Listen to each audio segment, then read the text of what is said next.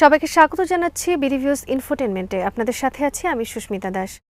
ইসলামাবাদে অনুষ্ঠিত সাম্প্রতিক আলোচনা যে যুক্তরাষ্ট্র, ইসরায়েল ও ইরানের মধ্যে চলমান সংঘাতের অবসান ঘটাতে ব্যর্থ হবে তা খুব একটা অপ্রত্যাশিত ছিল না।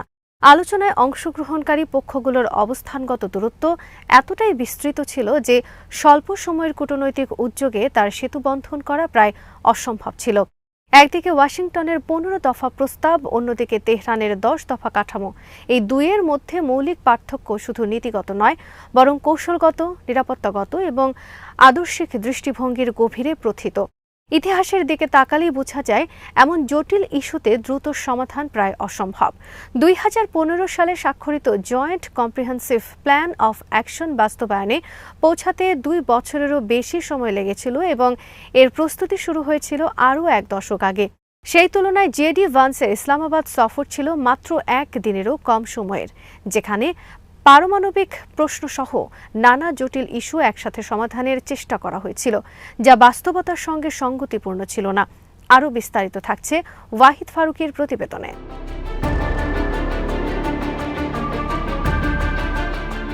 এই ব্যর্থতার চেয়েও বেশি বিস্ময়কর ছিল জেডি ভান্সের ব্যাখ্যা। তিনি দাবি করেন যে ইরানি যুক্তরাষ্ট্রের প্রস্তাব প্রত্যাখ্যান করেছে। এই বক্তব্যে একটি গুরুত্বপূর্ণ বাস্তবতা উপেক্ষিত হয়েছে।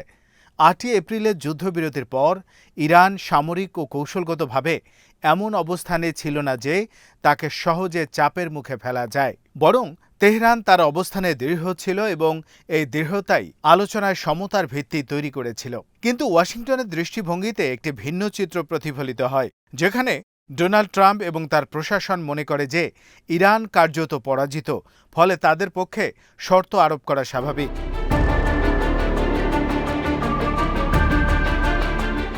এই মনোভাবের প্রতিফলন দেখা যায় ডোনাল্ড ট্রাম্পের পরবর্তী পদক্ষেপে, যেখানে তিনি উত্তেজনা বাড়িয়ে ইরানের বিরুদ্ধে একটি নৌ অবরোধ আরোপ করেন।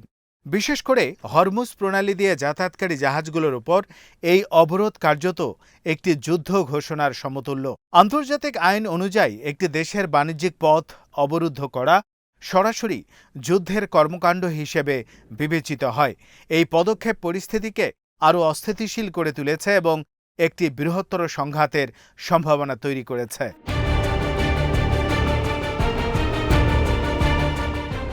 ইরান ইতিমধ্যে সতর্ক করেছে যে যদি তাদের তেল রপ্তানি বাধাগ্রস্ত করা হয়, তাহলে তারা যুক্তরাষ্ট্র সমর্থিত উপসাগরীয় দেশগুলোর জ্বালানি অবকাঠামোতে আঘাত হানতে পারে।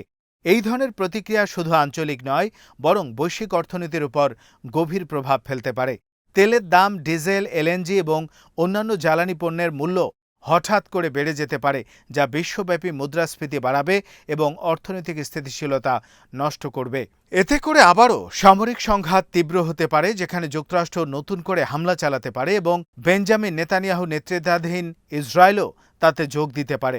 ফলে একটি পূর্ণমাত্রা যুদ্ধ আবারও শুরু হওয়ার শঙ্কা তৈরি হয়েছে।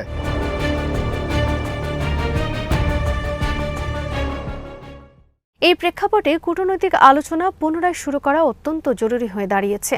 ইতিবাচক দিক হলো এখনও কোনো পক্ষই আলোচনার দরজা পুরোপুরি বন্ধ করেনি, বরং পাকিস্তান ও মিশরের মতো মধ্যস্থতাকারী দেশগুলো সক্রিয়ভাবে কাজ করছে, যাতে তেহরান ও ওয়াশিংটনের মধ্যে একটি গ্রহণযোগ্য সমাধান খুঁজে পাওয়া যায়। উভয় পক্ষেরই যুদ্ধ এড়ানোর যথেষ্ট কারণ রয়েছে। ডোনাল্ড ট্রাম্প জানেন দীর্ঘস্থায়ী যুদ্ধ তার প্রশাসনের জন্য রাজনৈতিকভাবে ক্ষতিকর হবে। ইতোমধ্যেই মুদ্রাস্ফীতি বাড়ছে, জনসমর্থন কমছে এবং মধ্যবর্তী নির্বাচন সামনে চলে আসছে। অন্যদিকে ইরান যদিও সামরিকভাবে প্রতিরোধ গড়ে তুলেছে, তবুও যুদ্ধের ফলে যে ব্যাপক ক্ষয়ক্ষতি হয়েছে তা পুনর্গঠনকে কঠিন করে তুলবে এবং অর্থনৈতিক চাপ আরও বাড়াবে, যা অতীতে জন অসন্তোষ সৃষ্টি করেছে।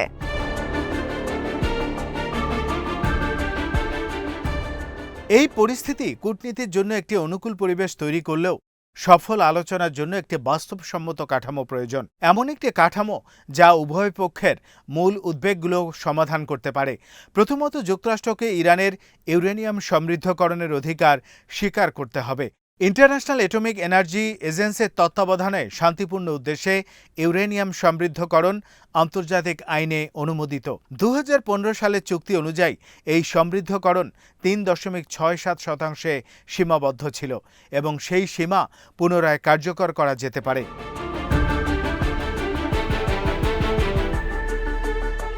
এছাড়া ইরান তার অতিরিক্ত সমৃদ্ধ ইউরেনিয়াম হ্রাস করতে সম্মত হতে পারে, যেমন বর্তমানে তাদের কাছে থাকা 60% সমৃদ্ধ ইউরেনিয়ামকে কমিয়ে আনা।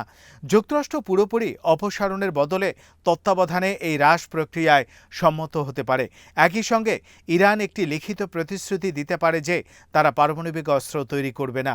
এই প্রতিশ্রুতি আলী খামেনির পূর্ববর্তী নীতির সঙ্গে সামঞ্জস্যপূর্ণ। অন্যদিকে যুক্তরাষ্ট্রকে অর্থনৈতিক নিষেধাজ্ঞা প্রত্যাহার করতে হবে এবং ইরানের আটক থাকা সম্পদ মুক্ত করতে হবে। ইরানও তার যুদ্ধ ক্ষতিপূরণের দাবি প্রত্যাহার করতে পারে, যা বাস্তবসম্মত নয়। এছাড়া হরমুজ প্রণালী দিয়ে যাতায়াতকারী তেলবাহী জাহাজের ওপর একটা নির্দিষ্ট ফি আরোপের প্রস্তাবও সমঝোতার অংশ হতে পারে, যা পুনর্গঠনের অর্থ জোগাতে সাহায্য করবে।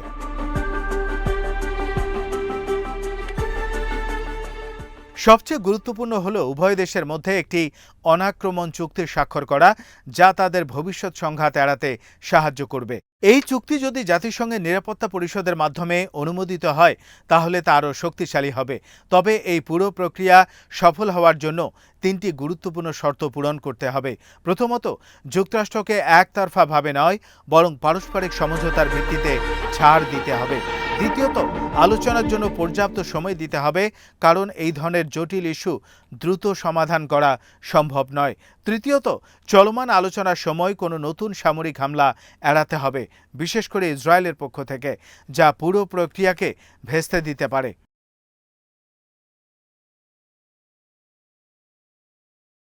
সবকিছুর শেষে বাস্তবতা একটাই, ডোনাল্ড ট্রাম্প যতই কঠোর ভাষা ব্যবহার করুন না কেন, তার সামনে এখন কূটনৈতিক সমাধানই একমাত্র কার্যকর পথ। সামরিকভাবে জয় ঘোষণা করা সহজ, কিন্তু সেই জয়কে রাজনৈতিক ও অর্থনৈতিক স্থিতিশীলতায় রূপান্তর করা অনেক কঠিন। সাম্প্রতিক পরিস্থিতি দেখায় যুক্তরাষ্ট্রের আক্রমণ ইরানের সম্পূর্ণ সক্ষমতা ধ্বংস করতে পারেনি, বরং সংঘাত দীর্ঘায়িত হলে তা আরও অনিশ্চয়তা সৃষ্টি করবে। একই সঙ্গে অভ্যন্তরীণ রাজনীতিও ট্রাম্পকে চাপে রেখেছে। সামনে নির্বাচন, অর্থনৈতিক চাপ, জ্বালানি বাজারের অস্থিরতা, সব মিলিয়ে একটি দীর্ঘমেয়াদী যুদ্ধ তার জন্য রাজনৈতিক ঝুঁকি হয়ে দাঁড়িয়েছে। তাই একটি দ্রুত কিন্তু কার্যকর শান্তি চুক্তি তার জন্য অফ র্যাম্প হিসেবে কাজ করতে পারে, যা তাকে শক্তিশালী নেতা হিসেবে উপস্থাপন করার সুযোগ দেবে।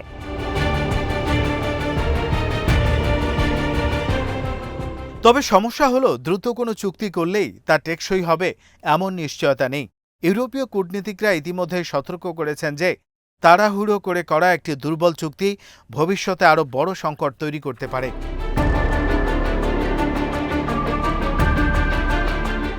এখানে সমাধানের মূল চাবিকাঠি লুকিয়ে আছে। একটি বাস্তবসম্মত চুক্তির জন্য উভয় পক্ষকেই ছাড় দিতে হবে। যুক্তরাষ্ট্রকে ইরানের সীমিত ও আন্তর্জাতিক নজরদারির অধীনে ইউরেনিয়াম সমৃদ্ধকরণের অধিকার মেনে নিতে হবে, আর ইরানকে তার পারমাণবিক কর্মসূচি স্বচ্ছ রাখতে হবে এবং সামরিক উদ্দেশ্যে ব্যবহার না করার প্রতিশ্রুতি দিতে হবে। পাশাপাশি ধাপে ধাপে নিষেধাজ্ঞা প্রত্যাহার, নিরাপত্তা নিশ্চয়তা এবং আঞ্চলিক উত্তেজনা কমানোর ব্যবস্থা থাকতে হবে।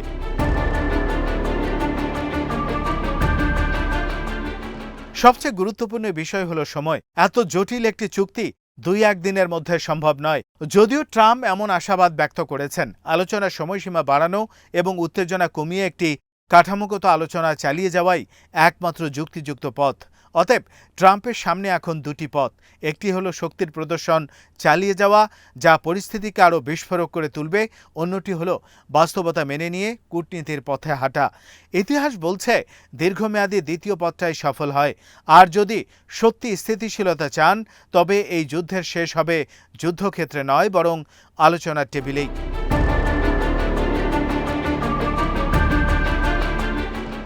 সব মিলিয়ে বর্তমান পরিস্থিতি একদিকে যেমন বিপজ্জনক, অন্যদিকে তেমনি একটি সম্ভাবনাময় কূটনৈতিক সুযোগও তৈরি করেছে। এই সুযোগ কাজে লাগাতে পারলে একটি দীর্ঘমেয়াদী স্থিতিশীলতা প্রতিষ্ঠা সম্ভব। অন্যথায় বিশ্ব আবারও একটি ভয়াবহ সংঘাতের মুখোমুখি হতে পারে। আজ এখানেই শেষ করছি। সমরাস্ত্র, প্রতিরক্ষা, কূটনীতির নানা তথ্য জানতে চোখ রাখুন বিডিভিউজ ইনফোটেইনমেন্টে। চ্যানেলটি ভালো লাগলে সাবস্ক্রাইব করুন, সংযুক্ত থাকুন আমাদের ফেসবুক পেজে।